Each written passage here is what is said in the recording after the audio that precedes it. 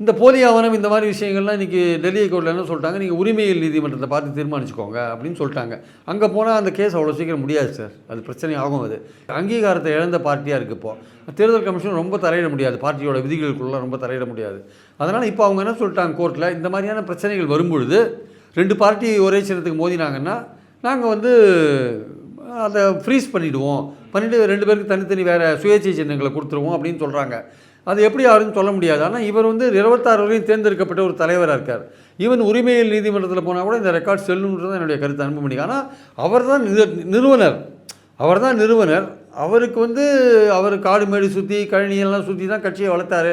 அதில் எந்த சந்தேகமும் கிடையாது. இதோட முழு கிரெடிட் அவருக்கு உண்டு. ஆனால் அவர் தான் அன்புமணியை ப்ரொஜெக்ட் பண்ணார், அவர் தான் அன்புமணியை வளர்த்தாரு.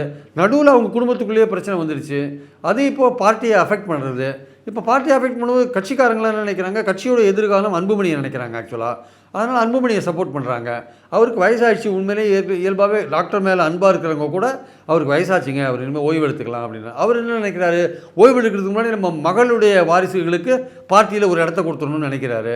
அது இவர் கொஞ்சம் டிலே பண்ணி கொடுக்கலாம்னு நினைக்கிறாரு. ஸோ இந்த விஷயத்தில் பார்ட்டியே ஒரு பிரேக் ஆகி நிற்குது. இப்போ சின்ன வரையும் பிரச்சனை வந்துடுச்சு. நாளைக்கு எலெக்ஷன் போது கண்டிப்பாக இவங்க மோதுவாங்க. உரிமையியல் நீதிமன்றத்தில் கேஸ் ஃபைல் பண்ணிட்டு இந்த எலெக்ஷனில் மாம்பழ சின்னத்தை கொடுக்கூடாதுன்னு ஒரு விஷயத்தை கொண்டு போவாங்க. அப்போ எலெக்ஷன் கமிஷன் என்ன மாதிரி முடிவு எடுக்குது, இப்போ பாஜக சைடு அன்புமணி இருந்தார்னா எலெக்ஷன் கமிஷன் என்ன மாதிரி முடிவு எடுக்குன்னு நம்ம புரிஞ்சுக்கலாம் நம்ம. ஸோ அதனால் நியாயமாக கூட அது கரெக்டாக கூட இருக்கலாம். ஏன்னா 26 இவர் தான் தலைவர்னு பொதுக்குழு சொல்லியிருக்கு. அந்த ஆவணம் ஃபோர்ஜரியா இல்லையான்றதை கோர்ட்டு தான் தீர்மானிக்கணும்.